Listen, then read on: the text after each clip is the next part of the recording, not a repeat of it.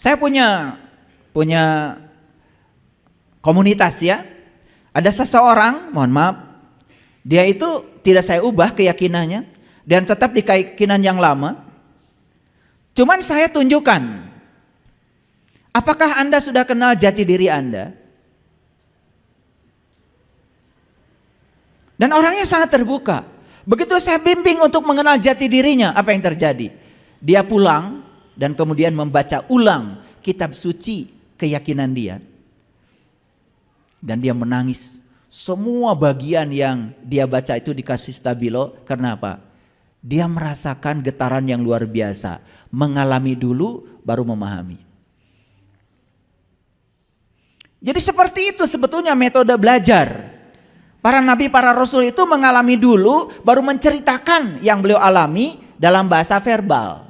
Nah, kita sekarang itu tidak mengalami pengalamannya, tiba-tiba mencoba menafsir-nafsirkan bahasa verbal yang mereka sampaikan. Pengalamannya tidak ada. Itulah yang kemudian membuat kita menciptakan pembenaran setiap saat. Makanya kebohongan yang diulang-ulang lama-kelamaan juga dianggap sebagai kebenaran. Mana yang paling bagus?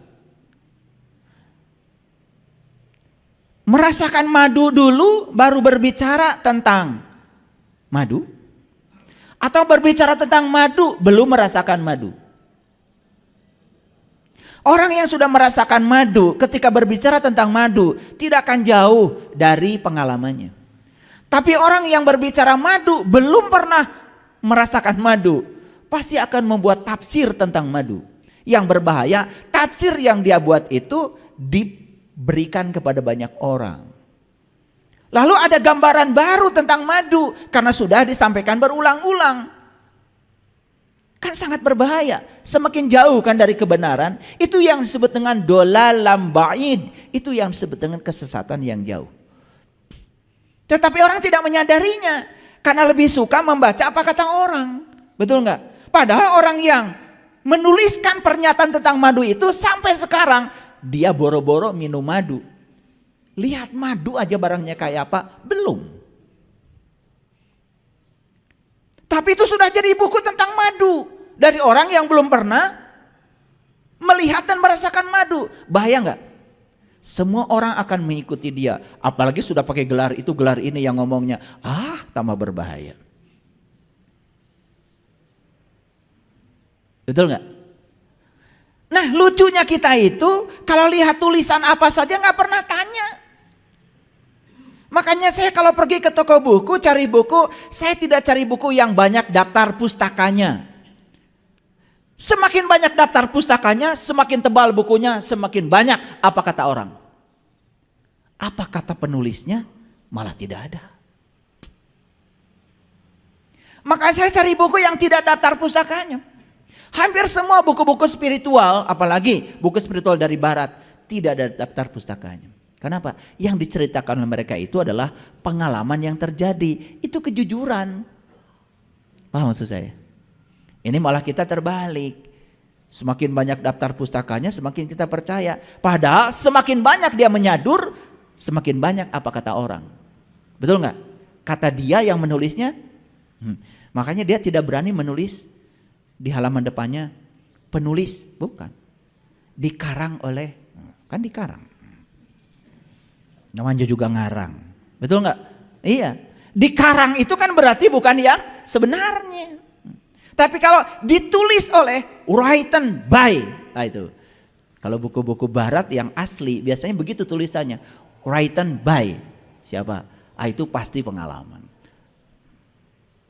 Jadi kalau dikarang oleh isinya pasti ngarang.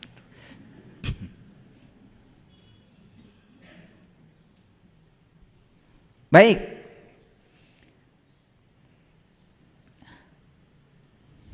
Ada siloka, ada perumpamaan. Hati-hati nih. Leluhur kita itu cara mengajarkan sesuatu kepada kita menggunakan bahasa tingkat tinggi, namanya bahasa siloka. Nah, bahasa lainnya adalah perumpamaan, bahasa Arabnya adalah amsal, misal, itu bahasa Arabnya. Dan ternyata Quran itu banyak sekali silokanya, perumpamaannya. Lucunya itu perumpamaan dipahami betul-betul sebagai kenyataan. Itu yang salah konsep. Contoh, Shirathul Mustaqim kata orang tua kita, rambut dibelah 7. Otak kita langsung mikir, begitu rambut dibelah 7, ya rambut dibelah 7. Gimana gergajinya ya? Betul? Dan katanya itu jembatan itu membentang dari A ke B. Di bawahnya api yang menyala-nyala. Kan sudah ruwet pikiran kita. Betul nggak? Mana rambut dibelah 7, rambut satu aja kemungkinan jatuh sudah besar. Apalagi rambut dibelah 7. Merenan kakaragenete geus raheut. Rambut dibelah 7 kan lebih tajam daripada silet. Betul nggak? Jadi kemudian dibayangkan siloka itu seakan-akan yang sebenarnya. Padahal kalau kita mau belajar di Quran, Shirathul Mustaqim itu kata Quran, jalannya orang-orang yang dapat nikmat. Yang dapat nikmat cuma 4, para nabi, para siddiqin, para syuhada, para sholihin. Itu kata Quran. Dan Shirathul Mustaqim itu disilokakan oleh leluhur kita, rambut dibelah 7. Kenapa di Arab kalau orang tawaf 7, sa'i juga 7, batu melempar jumroh 7. Coba cari rahasia di balik angka 7 itu sampai menemukan yang sebenarnya, bukan siloka yang diyakini. Paham maksud saya? Kan sekarang ini kita meyakini siloka, meyakini perumpamaan. Itu kan yang membuat kita jadi tidak merasakan apa-apa. Paham? Begitu ada orang yang menyajikan sesajen. Ada kasus tuh di Gunung Merapi, sajen ditendang oleh orang tertentu. Harus diterima nggak dia waktu menendang? Ya kalau kita merasa diri sudah sadar, terima aja, dia belum sadar. Dan yang belum sadar itu kan belum pernah sadar. Ya biarkan aja di tingkat itu. Bukan penghinaan, nggak ngerti kok. Dia tidak menghina, cuman nggak ngerti. Padahal sajen itu sastra jenda, sajian, itu cara leluhur kita berkomunikasi dengan kita, dengan alam. Dan dibalik dari barang-barang yang ada dalam sajen itu kan sebetulnya semua simbol-simbol yang syarat dengan makna tingkat tinggi. Kalau kita belajar sajen ya, di situ ada parupuyan. Parupuyan tahu? Parupuyan itu ya, itu semacam tungku yang terbuat dari tanah liat, kemudian dikasih arang, dan kemudian disulut, kemudian timbul bara. Betul nggak? Itu parupuyan namanya. Terbuat dari apa? Dari tanah. Tanah apa? Tanah liat. Berapa unsur yang membentuk parupuyan? 4. Tanah, air, api, udara. Parupuyan itu lambang dari tubuh kita. Ada api di situ. Coba, parupuyan itu baru berguna kalau ada apinya. Begitu ada apinya, membakar apapun bisa. Betul nggak? Membakar kemenyan juga jadi wangi, kan begitu. Apa maknanya? Itu simbolik dari leluhur kita bahwa diri kita ini tubuh harus ada apinya. Ada yang menghidupkan di dalamnya. Kalau kita sadar dengan itu, tubuh ini jadi berguna. Kalau tidak sadar dengan itu, tubuh ini mati. Hebat nggak leluhur kita? Cuman kita belum mengerti, sudah menjas. Seakan-akan sajen itu adalah persembahan buat jin, buat kuntilanak gitu. Serendah itu penilaian kita pada leluhur kita sendiri. Ngerti juga enggak? Mereka itu tidak membuat persembahan pada siapapun, hanya pesan bahwa lihat loh parupuyan, ada baraknya, baru berguna. Maka kalian itu hidup baru berguna kalau bisa memahami dan mengenal sejati dirimu yang menghidupkan tubuhmu. Gitu. Dalam sesajen itu ada kopi panas, ada kopi pahit, kopi manis, teh pahit, teh manis. Aduh, kalau itu dibahas tidak akan cukup 2 SKS saya menjelaskannya. Teh itu di mana tinggal? Di tempat yang dingin. Teh itu bergerombol hidupnya. Betul? Dan teh itu ditempa oleh panas, dingin, hujan, badai. Tetapi walaupun ditempa dengan begitu, tetap saja dia menghasilkan pucuk teh. Dan pucuk teh itu tidak selesai, kemudian digarang, betul? Di oven, dipanaskan. Setelah itu belum cukup, harus diseduh untuk menghasilkan air teh. Itulah perjalanan hidup kita seperti itu, bukan? Betul nggak? Ada kopi, kopi itu luar biasa. Kopi itu kalau dia sendiri, ya tumbuh sendiri, homogen, mati tuh pohon kopi. Karena pohon kopi itu harus hidup di tempat yang heterogen. Ada pohon pisangnya, bawahnya kopi tumbuh tuh.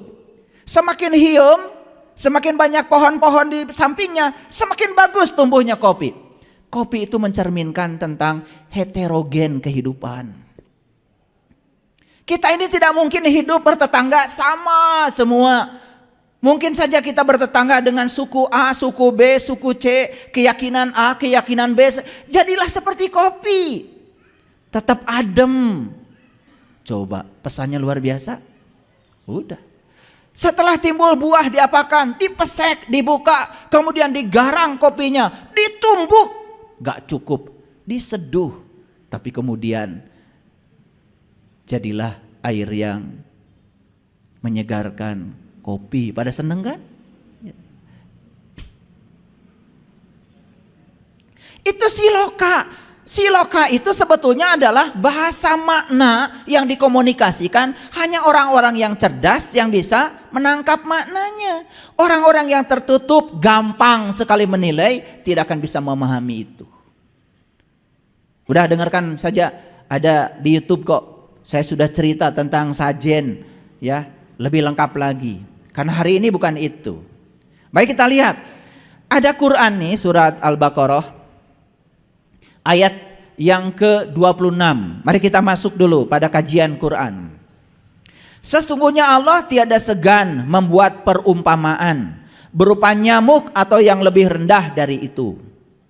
Adapun orang-orang yang beriman, maka mereka yakin bahwa perumpamaan itu benar dari Tuhan mereka. Jadi yang yakin akan perumpamaan itu hanya orang yang beriman. Siapa orang yang beriman? Yang sudah mengalami, yang sudah merasakan, yang sudah terbuka pintu kolbunya, yang sudah menyaksikan. Bagi mereka yang sudah sampai di tingkatan itu, perumpamaan itu bukan perumpamaan lagi, sudah nyata dalam dirinya. Maka di Quran Allah berkata begini, ya. Sebelumnya aku berbicara kepadamu dengan perumpamaan, dan kini aku berbicara kamu dengan nyata, senyata-nyatanya. Bagi siapa itu? Bagi yang sudah mengalami Allah. Bukan siloka lagi. Yuk baca lagi ayat ini, ya.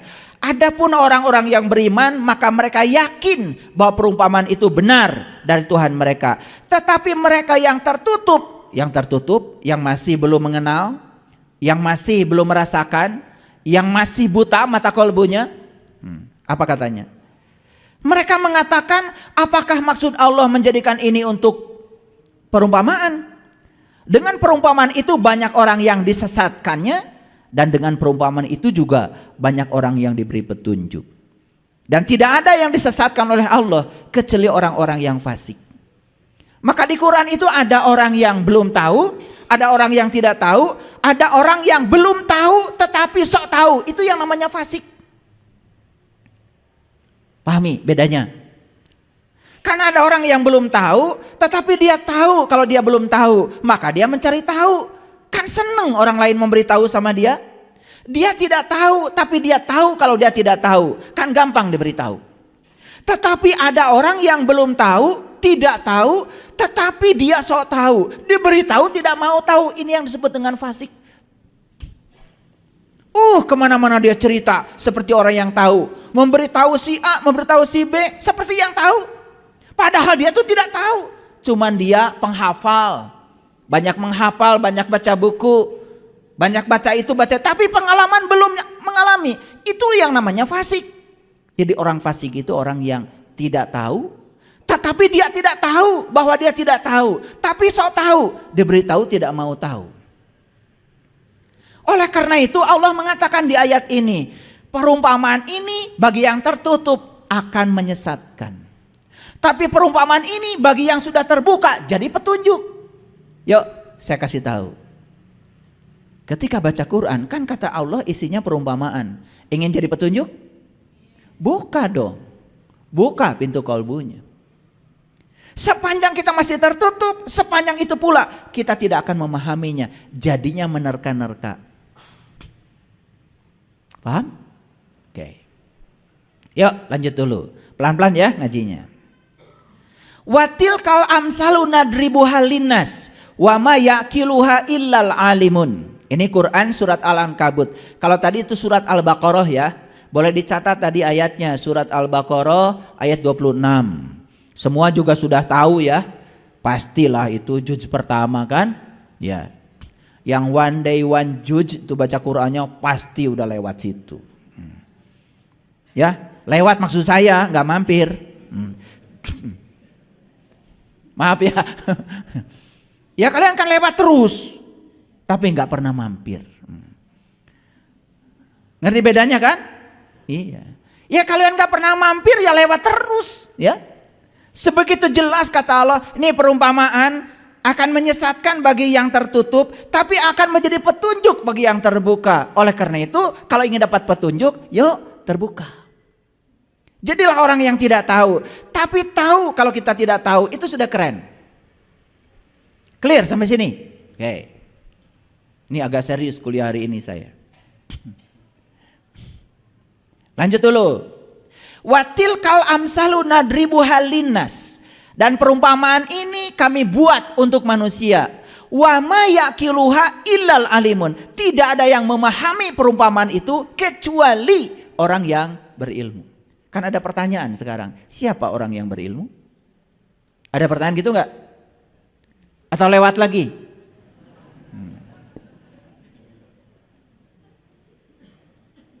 Saya kalau baca apapun nggak bisa otak saya itu lewat ya. Saya belajar fisika ya belajar fisika.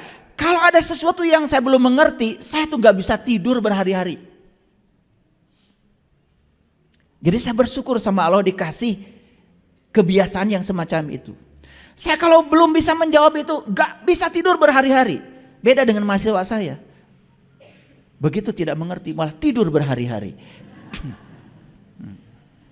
Ini kata mahasiswa ya. Kalau saya tanya gimana kalau kamu tidak mengerti? Wah saya mah tidur Pak berhari-hari. Wah beda dengan saya. Saya kalau tidak mengerti tidak bisa tidur berhari-hari. Jadi saya pernah tidak bisa tidur gara-gara apa? Gara-gara baca Quran surat Al-Waqiah. Yang dikatakan di situ ketika nyawamu sampai di kerongkongan, saat itu seharusnya kamu melihat. Aku lebih dekat kepada kamu. Tapi kebanyakan manusia tidak bisa melihat. Waduh, saya baca ayat itu gak bisa tidur. Saya takut mati. Saya takut mati dalam keadaan tidak bisa melihat. Itu aja. Maka timbul pertanyaan pada diri saya. Kalau saya harus melihat ya Allah, apa yang harus saya lihat? Kalau saya melihat ya Allah, dengan mata mana saya harus melihat? Kalau saya harus melihat, ya Allah, turunkan orang yang bisa mengajarkan saya agar saat itu saya bisa melihat. Itu aja doa saya setiap hari pada Allah. Saya nggak pernah minta rezeki, minta uang, nggak pernah. Saya minta jalan saja agar saya bisa kenal sama Dia. Karena para nabi, para rasul mengajarkannya begitu. Sampai pada Allah mereka merasa cukup dengan Allah. Doanya sederhana, hasbi Allah, hasbi Allah.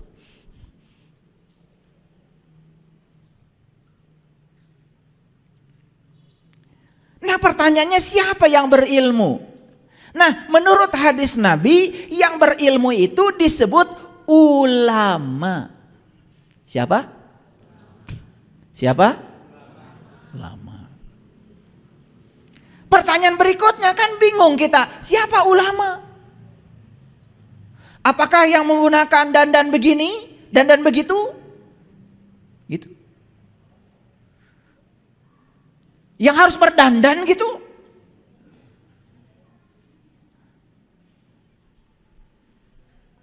Kalau ulama itu cuma dandanan luar, sebumi ini bisa jadi ulama. Pergi ke pasar baru 150.000 itu udah keren. Mau pakai baju apa? Nah di Quran dikatakan ciri ulama itu ketika Nabi Muhammad ditanya, ya Rasulullah, aku hidup sejaman dengan engkau, aku bersyukur dan bahagia karena dapat ilmu langsung dari tanganmu. Apa kata Nabi Muhammad? Lebih beruntung lagi umatku, hidup tidak sejaman denganku, tapi mereka masih dapat ilmuku dari para pewarisku. Ada seorang sahabat bertanya, ya Rasulullah, siapa pewaris ilmu itu? Nabi Muhammad kemudian menyatakan dalam sebuah hadis, al ulama warasatul anbiya. Yang mewarisi ilmunya para nabi adalah ulama. Sekarang kita cek apa ciri ulama menurut Quran. Itu jelas eksplisit dinyatakan dalam Quran surat Ali Imran ayat 49. Ciri ulama itu cuma 3. 1, bisa membantu untuk membuka mata kalbu yang tertutup menjadi terbuka. 2, ciri ulama itu mampu menyembuhkan penyakit kulit, wal abroso kata bahasa Quran. Dan yang ketiga, ciri ulama itu mampu membangkitkan kematian kesadaran kita. Ya cari aja yang kayak gitu. Ini kompetensi, bukan soal saya siapa, saya keturunan siapa, tidak penting. Ini masalah kompetensi, kemampuan. Ini saya bicara kompetensi, jangan-jangan nggak ngerti. Kompetensi itu adalah kepakaran. Kemampuan yang sudah dialami dan bisa diajarkan pada orang lain itu namanya kompetensi. Disebutnya kompetens. Nah orang yang kompeten disebut profesional. Jadi ciri ulama ada berapa menurut Quran? 3, nggak usah diulang. Ya, nanti diulangnya di YouTube karena waktu kita terbatas. Paham sampai sini ya? Nah, tidak ada yang memahami perumpamaan kecuali orang yang diberi ilmu. Orang yang diberi ilmu namanya ulama. Ulama cirinya 3. Cari aja itu. Cari. Dan menurut para leluhur kami ya di tanah Jawa Barat ini, mencari orang yang model kayak gitu itu seperti mencari jejak elang di langit, susahnya. Seperti mencari jejak itik di sungai, susahnya. Seperti mencari jejak ikan di air, susahnya. Dan saya pernah kesusahan cari mereka itu. Bahkan Allah dalam hadis qudsi mengatakan, para waliku ada di bawah naunganku dan tidak ada yang mengenal seorang wali tanpa seizinku. Tetapi Allah sudah berjanji, yahdillahu linurihi mayyasa. Aku akan menunjukkan kepada cahayaku siapa yang aku kehendaki. Siapa yang dikehendaki oleh yang punya kehendak. Kalau hari ini kalian punya kehendak, udah gak usah khawatir, dikehendaki oleh Allah.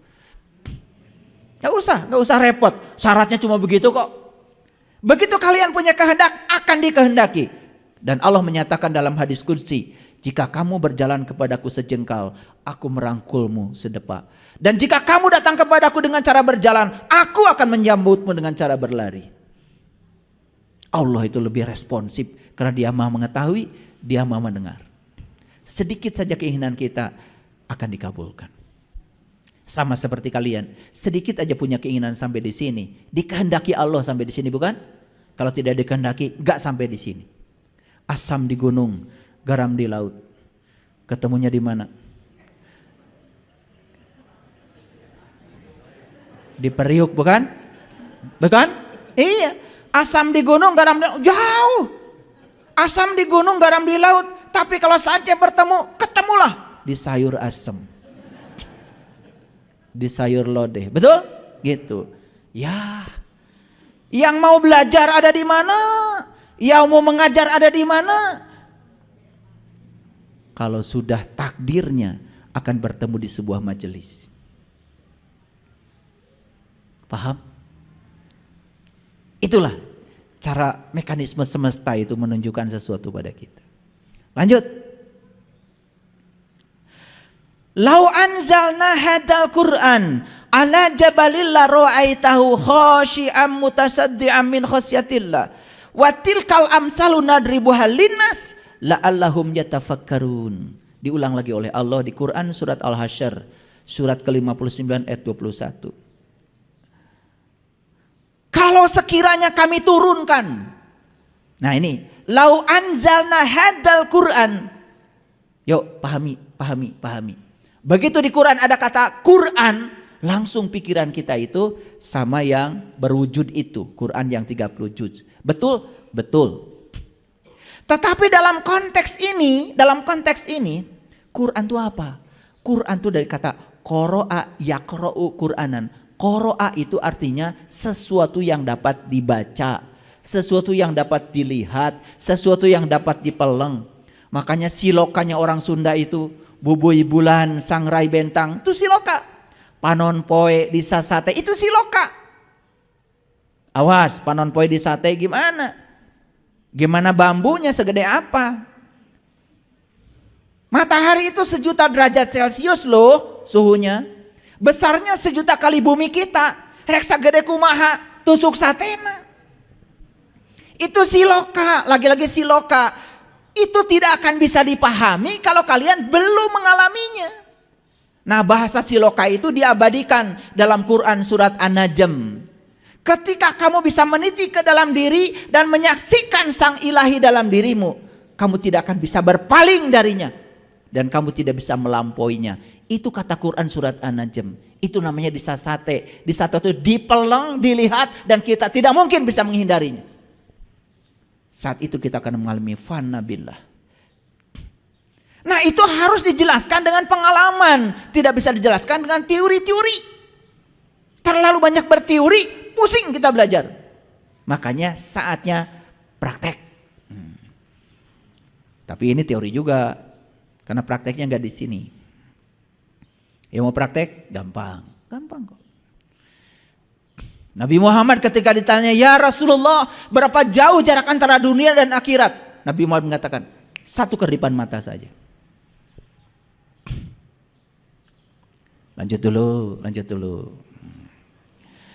Lau anzalna hadal Quran ala jabalin. Kalau sekiranya kami turunkan Al-Quran, qoro'a yaqra'u Qur'anan, sesuatu yang dapat dibaca, yang dapat dilihat, yang dapat dipeleng, itu bacaan. Pada sebuah gunung ala jabalin. Awas, Quran diturunkan ke gunung. Butuh apa gunung? Quran itu buat manusia. Ini siloka, ini perumpamaan. Artinya Quran itu bukan diturunkan pada gunung. Oh, di ayat lain Allah sudah bilang, summa aurasnal kitab alladziina astofaina faminhum dzalimun li nafsi faminhum muqtasid faminhum sabiqun bil khairat biiznillah. Manusia saja yang sudah diwariskan kitab sejati bisa terbagi menjadi 3, yang dolim, yang muktasid, dan yang sungguh-sungguh melakukan kebenaran. Dan Allah sebelum itu menawarkan dulu pada gunung menolaknya. Di ayat lain, kalau gunung yang itu menolak untuk menerima amanah, berarti gunung yang di sini jelas bukan gunung Galunggung, bukan gunung Merapi. Apa tuh gunung? Gunung itu selalu simbolisasi dari puncak kesadaran. Gunung itu sering disimbolisasi dari Sidra Al-Muntaha. Makanya para nabi, para rasul bertemu dengan Tuhan di puncak kesadarannya. Masuk akal? Yuk, perhatikan. Adakah suatu bacaan yang ketika bacaan ini ditunjukkan kepada gunung itu menjadi terpecah belah, takut kepada Allah? Ini kalau dipahami secara biasa, jadikan seperti sulapan. Quran turun kepada gunung, gunungnya terpecah belah. Kan belum pernah ada kejadian, siapapun belum pernah melihat itu. Betul nggak? Tetapi kalau ini dipahami secara spiritual, gunung itu adalah kesadaran kita. Ketika kita bisa menyaksikan jati diri kita, kita tidak akan pernah punya kesadaran tentang diri kita. Yang ada cuma kesadaran semesta. Gunungnya hancur luluh, seperti yang diceritakan di Quran surat Al-A'raf ayat 143. Ketika Musa ingin melihat Tuhan, apa yang dikatakan Musa? Ya Tuhanku, nampakkanlah diri engkau kepadaku agar aku dapat melihatmu. Apa kata Tuhan? Kamu tidak akan sanggup melihatku, tapi lihatlah gunung ini. Kan disuruh lihat gunung juga. Kemudian di ayat itu dikatakan falamma tajalla rabbuhu lil jabal. Ketika Tuhannya bertajali di gunung, bukan di gunung itu, bertajali di puncak kesadarannya Musa. Kemudian Musa mengatakan, qala subhanaka tubtu ilaika wa ana awwalul mu'minin. Maha suci engkau ya Allah, aku bertaubat kepada engkau dan inilah awal aku beriman. Itu harus dialami sendiri. Yuk kita baca lagi. Kalau sekiranya kami turunkan suatu bacaan kepada sebuah gunung, pasti kamu akan melihatnya tunduk terpecah-pecah disebabkan ketakutan kepada Tuhan. Dan perumpamaan itu kami buat untuk manusia supaya mereka berfikir. Watilkal amsalu nadribuha linnas la'allahum yatafakkarun. Lagi-lagi perumpamaan bukan? Perumpamaan. Jadi bukan Quran diturunkan ke gunung begitu, itu perumpamaan. Dan Allah mengatakan di ayat ini perumpamaan. Ditegaskan supaya kita jangan menangkap itu yang sebenarnya. Selama ini kan ditangkap yang sebenarnya, betul nggak? Quran turun kepada gunung, gunung hancur. Gunung Merapi nggak diturunin Quran, hancur juga. Gunung Galunggung tidak terima Quran, meledak juga.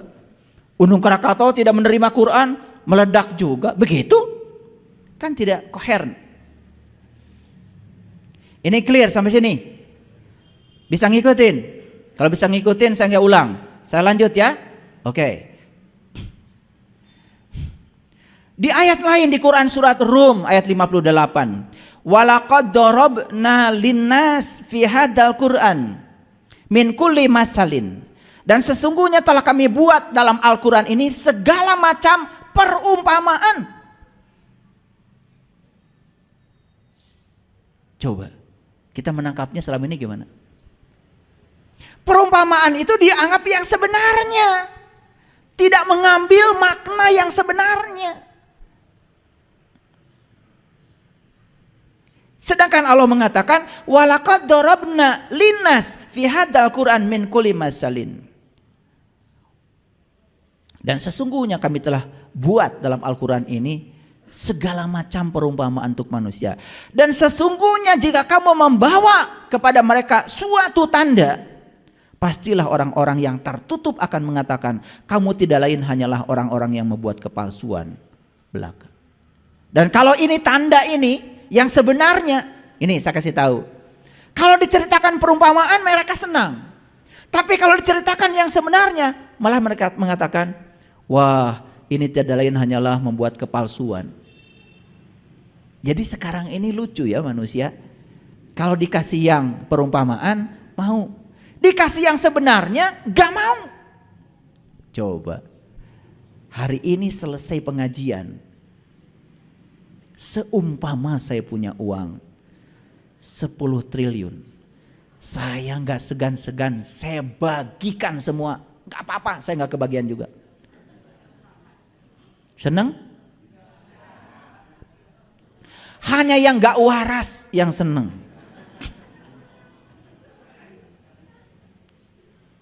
Pasti kalian nanya, kok dibagikan semua? Kalau saya gimana? Saya bikin umpama lagi, lebih besar lagi. Buat saya 100 triliun. Gampang kok. Giliran uang dikasih perumpamaan kalian menolak. Tapi giliran keyakinan dikasih perumpamaan, nerima, kan lucu.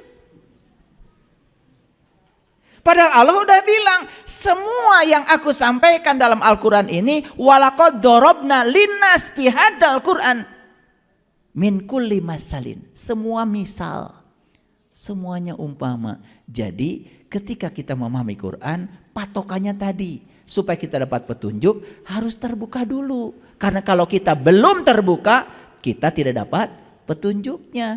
Malah kita jadi menafsirkan yang lain. Lanjut. Oke. Agak berat ya ngaji hari ini.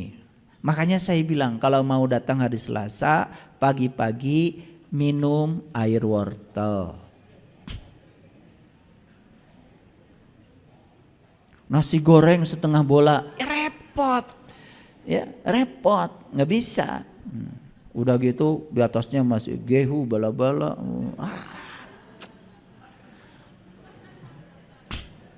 Berat itu, berat. Melawan ngantuk aja berat itu.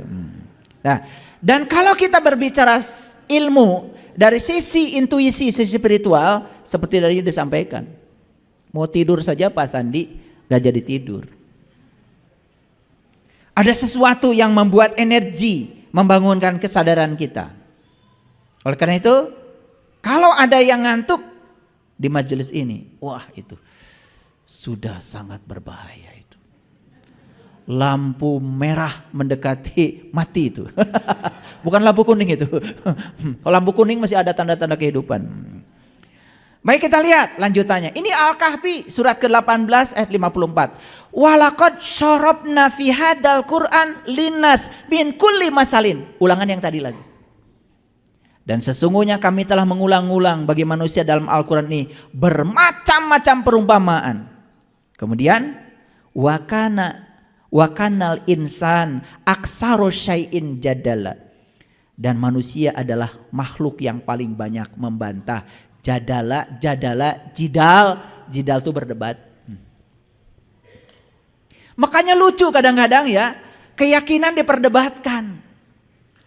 Jadikan benar salah, betul nggak? Yang ini bawa dalil sebanyak-banyaknya, yang ini nggak punya dalil. Seakan-akan yang dalilnya banyak benar. Padahal belum mengalami, cuman kalah aja dalam debat. Jadala itu jidal itu debat. Jadi lucu. Keyakinan itu jangan diperdebatkan. Cari cara supaya kamu yakin. Kumaha carana? Bukan berdebat. Berdebat itu omong kosong. Makanya semua perdebatan tentang keyakinan ujung-ujungnya benar salah dan mengeraskan hati. Betul? Yang merasa ilmunya banyak merasa menang. Yang tidak punya ilmunya merasa kalah. Begitu agama? Tidak. Saya sudah bilang kemarin, kebenaran itu tidak rumit. Kebenaran itu sederhana. Yang rumit pasti bukan kebenaran. Ada yang tanya sama saya, orang yang mati itu sekarang ada di mana, Pak? Apanya? Jiwanya di mana? Ya di sini. Wah. Lu kan waktu mati dia menghembuskan napas terakhir kemana? Kan ke sini. Terus jawaban saya gimana? Oh iya ya Pak ya, sesederhana itu. Iya, terus kenapa? Karena otaknya udah ruwet. Betul nggak? Iya, saya ditanya, Pak, kalau orang yang sudah meninggal di mana sekarang? Ya di sini. Loh, kenapa? Lu waktu menghembuskan napas terakhir kemana? Kan napas itu diambil dari sini, masuk, keluar kemana? Ke sini. Nah, orang mati itu kan menghembuskan napas terakhir, napasnya ke sini, nggak balik lagi, gitu aja kok, sederhana. Di mana? Ya di sini. Terus jawaban saya harus gimana tuh? Lalu saya bilang, sok atuh bantuan saya, kudu kumaha, saya nggak jawab. Nah, lalu saya jelaskan, ini akan tetap ada dan abadi. Semua benda-benda yang ada di sini datang dan pergi. Betul apa tidak? Bumi nanti akan pergi, tapi ini tetap. Matahari akan habis, ini tetap.